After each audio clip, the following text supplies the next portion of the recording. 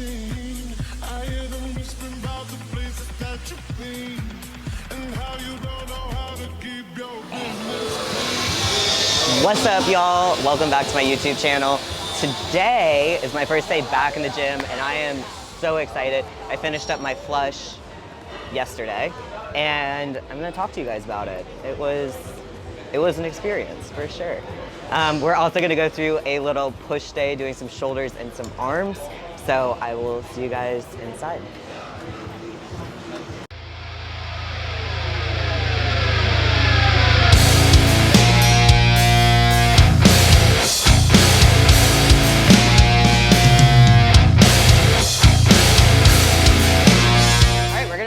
Lateral boys. Lateral boys? Lateral boys. That's what they're called. Yeah. The street. Technically speaking. The name in the dictionary. No, we're gonna do some lateral raises. My lateral raises are all typically higher rep and a decent amount of control going through them.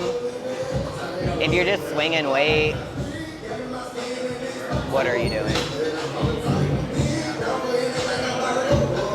Another good cue on your lateral raises is that you don't want your arms to come all the way down by your sides. Once we're right here, there's no engagement in this medial delt anymore. So we want to stop them about 4 inches out from the side. And that way, throughout the entire movement, you're going to get a good amount of medial recruitment.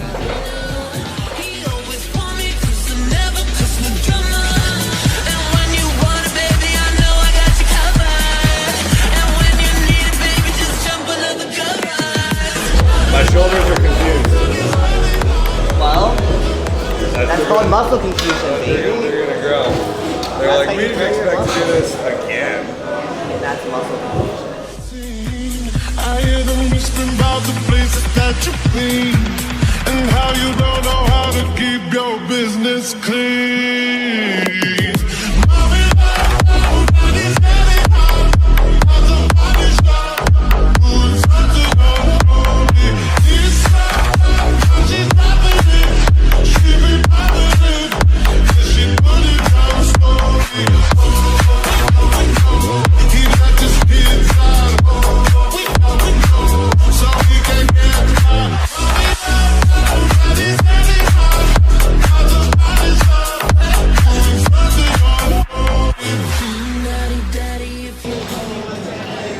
Bing bong. Big bong. I don't know which way to face. You don't know what? I don't know which way to face. I know, I don't have a mirror. When there's no mirror, you don't know where to go. I'm gonna face you. This feels so weird, dude. This is so weird. I don't like this.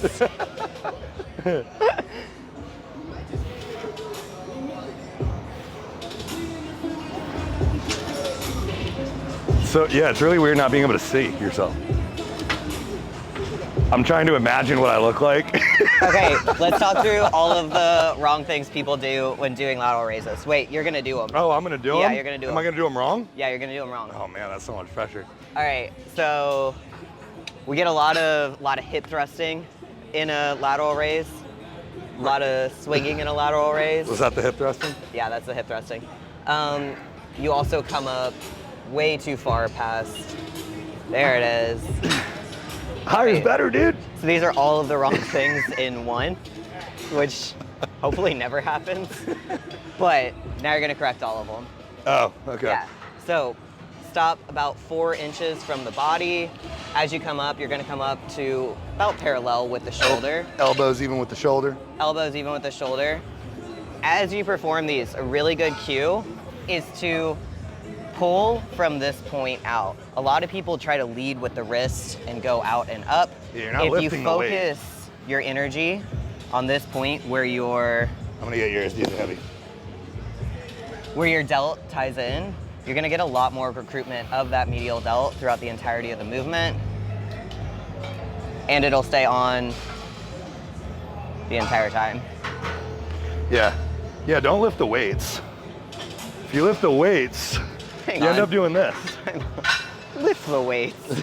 Yeah, but the point isn't to lift the weights, to move the joint through its range of motion using the muscle. Yes. And the muscle is what does that. So if you think of, I don't know, I used to think of lifting from the elbow I'll drive my elbows out.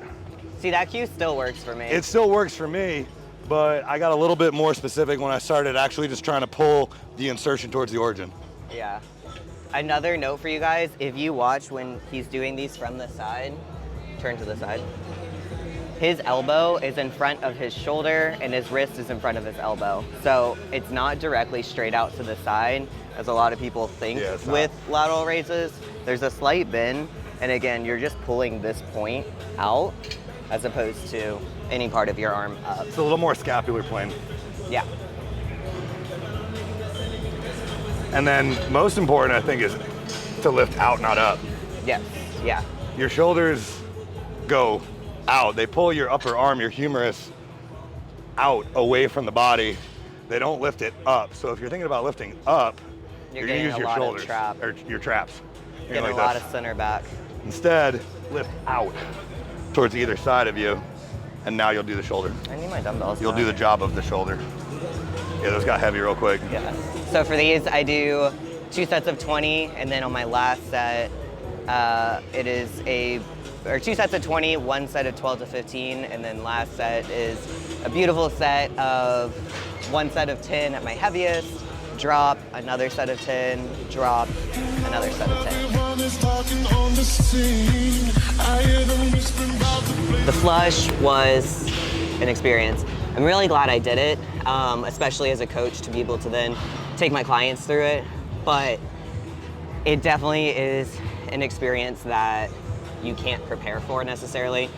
I do appreciate that I've been through a prep, because the physical fatigue that I experienced during it was similar to that of what I experienced in the prep.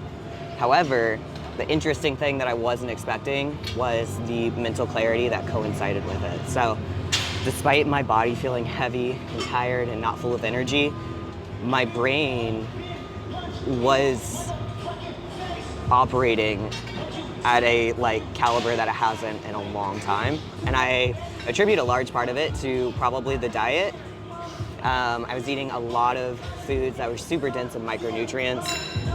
For the most part, my diet consisted of a fish meal with veggies and hemp seeds. And then the second meal was a smoothie with lots of micronutrients, had some Brazil nuts, a protein powder called Metapure, which is, again, super dense in micronutrients. It's actually a medicinal food. It's medical grade food. Yeah, medical grade food. Some chard, which is really fun lettuce that has a red stalk going down the middle of it. It tastes way better than I thought it was going to. It does. It's not bad. It's really pretty too. So if you want to try some chard, I would recommend it. So the diet consisted, like I said, of those 2 meals. And then as far as my training was concerned, for the most part, it was just going in to get a pump. So I was reduced to 50% intensity. I was training 4 times a week and only for 30 to 40 minutes. At the beginning, I definitely tried to cheat the system and paused my watch in between each workout. But I knew that I was, yeah, between each exercise. To hang out with us for 20 minutes. No, I was definitely taking advantage of it the first couple days, and then I was like, this ain't what I'm supposed to be doing. I'm doing 30 to 40 minutes of exercising. That's what I said. He was like, nah, 30 to 40 in the gym. Yeah. But at the end of it, I did end up incorporating a decent amount of circuit training, so some plyo lunges, some kettlebell RDLs, doing those as a superset and just running through them at a lighter weight. And I really enjoyed it, so I talked to my coach about incorporating a day of that into my training. And we are swapping out one of my 3 leg days for circuit training, so I'm super pumped about that. I like being able to move and being mobile. I feel that.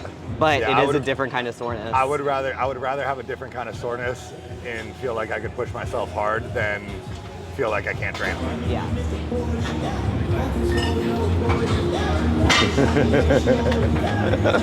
These are your comfortable front raises? That's actually really hard. Yeah, I bet. You could do them seated. So when we're doing them seated or standing, either way, same rules are gonna apply as lateral raises. You're gonna wanna stop the dumbbell about 4 inches in front of being directly at your sides. Again, it's gonna keep constant recruitment on that front delt. Keep in mind for this movement though, much smaller muscle, so it's gonna fatigue a lot faster.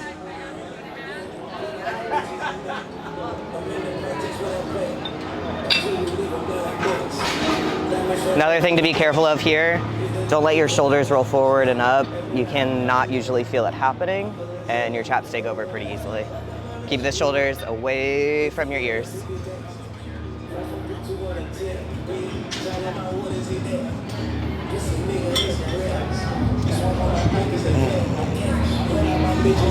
You always go thumb up? Yeah, do you? Nope. What do you do? Well, dumbbells have been giving my elbows a little bit of an issue, so I've been using cables. So like with a dumbbell, this is the hardest part of the movement because it directly opposes gravity, right? But with a cable, you can change that. That's why I like cables. I don't like cables. What? I don't like cables. You don't like cables? Oh, I love cables. Oh, sorry. Bing bong. My bad. Gotta get one in. You always gotta get a bing bong.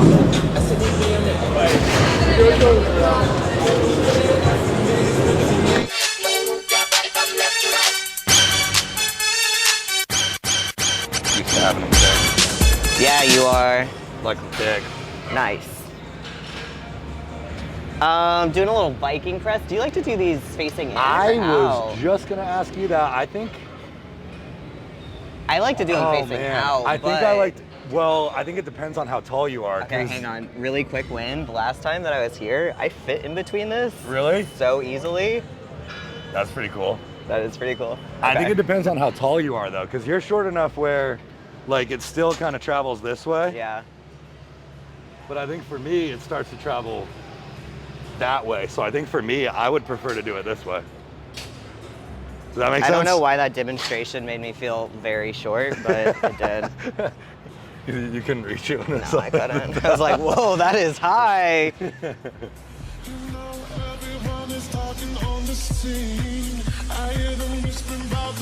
is kind of a good example of like, you'll have to figure out how to use the same equipment differently based on if you're tall or short or wide or narrow. I'm wide now. I mean, it's not heavy. I do like a good push day. I love push. I don't know, I also like pull day, but I enjoy leg day when my knees don't hurt. Really narrowed that one down. Huh? Said you really narrowed that one down. It all comes down to what's hurting the least, I think. It's really. If I have joint pain or not. My knee's been bugging me. Also, an ad for AARP. Oh my God. Feel free to join us.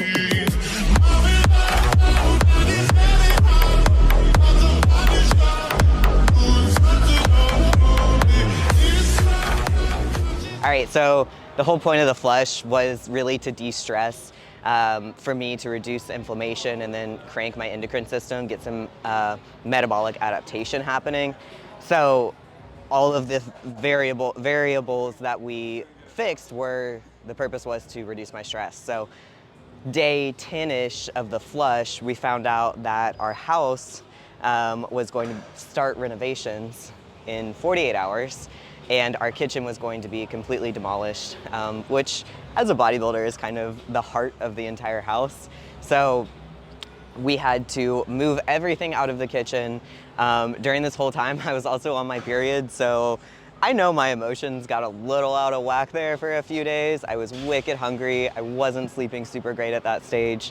And our kitchen was gone, which again, for my OCD and ADD, cleanliness and organization of my environment is everything. And I know that at that stage, that's definitely where my focus kind of went askew.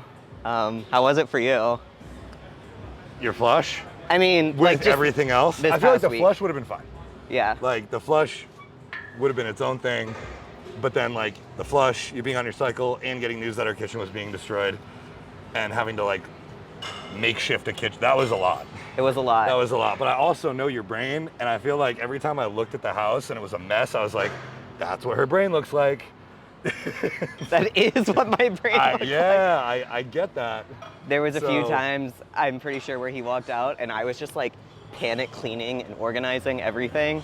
But we have to jump over our couch to get to the other side of our kitchen living room. So it was basically like doing parkour and the messiest jungle gym ever. It's terrible. Sometimes I was like, what are you doing? Yeah, I was a little stressed. Are you like playing on the couch? Are you cleaning? Yeah. Are you doing both? So if you're gonna go through any sort of like systemic inflammation reduction phase or health phase or anything like that, do your best to make sure that your living environment is not subject to change during that time. Yeah. You're gonna be way more successful. And I think for females, if you can do it not on your cycle, Yeah. I think you would have had a much better time. Yeah. Yeah. I'm glad that It was a combination of everything. But it didn't. So my flush was 2 weeks in duration. I'm glad that it didn't start at the exact same time. Because the first few days are rough. Yeah. Yeah. Yeah, the first few days are definitely an adjustment. Your energy is down. You're eating significantly less protein, so you never really feel satiated. And then something I didn't think of, but very heavily affected me, is the lack of protein disables your body from being able to recover from any sort of like physical activity. So I just felt achy, and I was like, dude, I feel like I'm training like I'm in prep, and I'm literally at the gym for 30 minutes getting a pump. It was silly. Mm-hmm. All right, let's get some more shoulders. Cool. Keep a little bend when you have Viking press in your knees. Don't lock out.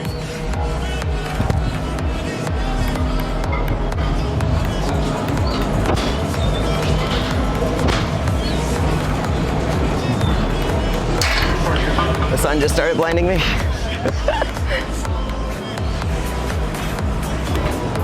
What else do you want to do? I need to do some arms. I think usually I just have shrugs and then arms. Okay. Let's do some shrugs. Again.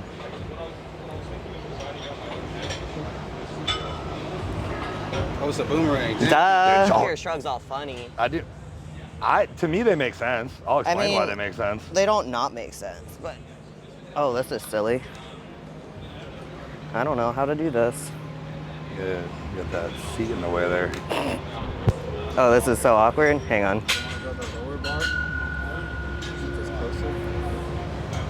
Closer? Is it? A little bit narrower.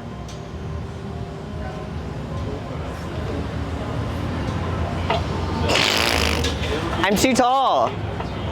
There's a top? Yeah. What? Oh, that's awkward as fuck. Does it pull you forward? Yeah. Yeah. You do them like this? You could, if you hinge a little bit, maybe it'll help. Yeah, that works. Hinge a little bit and then get like a little bit of elbow drive too, so you pull back. I got it at like 9:20. As you come down, try to pull your chin away from the direction of the load a little bit. Does that take pressure off your neck? I didn't really feel pressure on my neck. Oh. It's just kind of awkward. This is a new way that you've tried to do your shrugs recently, right?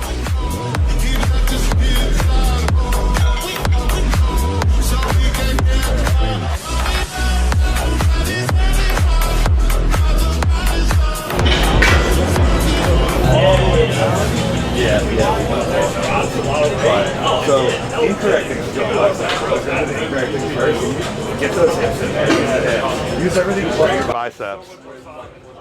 You see a lot of this, a lot of hip shit, a lot of hip swinging going on. You see people have their arms moving back and forth like crazy. They don't have their elbows pinned by their sides. They're really just doing a lot of front delt work. You also see them back here and like your shoulder blades pinched together.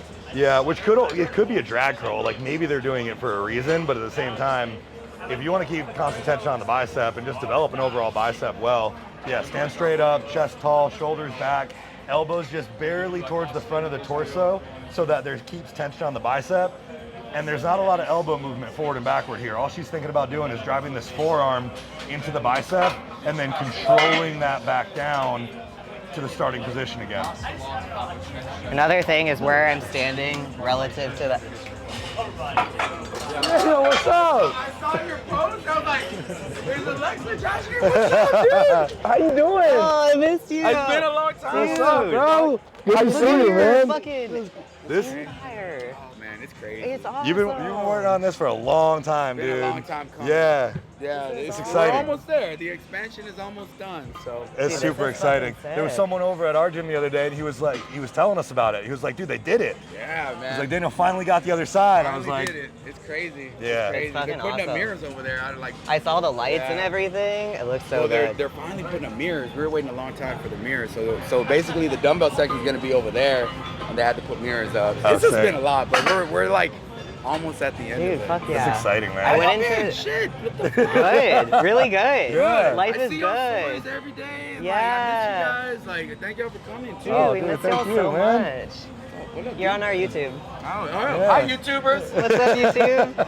Give me a hug. Y'all get going. Thank you so I'm much. gonna be working out. So good to see you, I'm gonna be dude. working Good out. So good to see y'all, man. Dude, it's good to be back. Yeah. He left his kids at home. We know, so he can get out.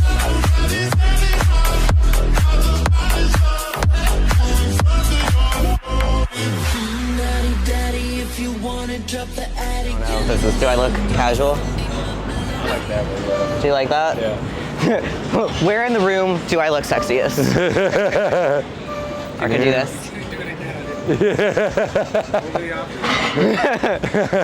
That's a new girl thing. Oh, are you getting in here? Are we in your way? No. Okay. Yeah, we're good. All right. Thank you guys so much for joining us today and talking about the flush. If you guys are experiencing any sort of these symptoms, like you try to go into a weight loss phase and you're dieting and you're doing cardio and you're in a deficit and nothing is happening, you may need to go through some sort of a health phase, get your blood work done, get a GI map, something like that. So if you are experiencing that, please feel free to reach out to us. The website for our coaching is in the links below. You can schedule a consultation and we can talk through whatever. And then thank you for joining us for a nice little shoulder and arms day. It's always a good time here at LiftATX. If you guys have been to Austin, definitely check them out. We will see you guys next time with a really good friend of mine, Julia Rene. She's gonna be taking us through a leg day, so it's gonna be pretty brutal. We'll see you then.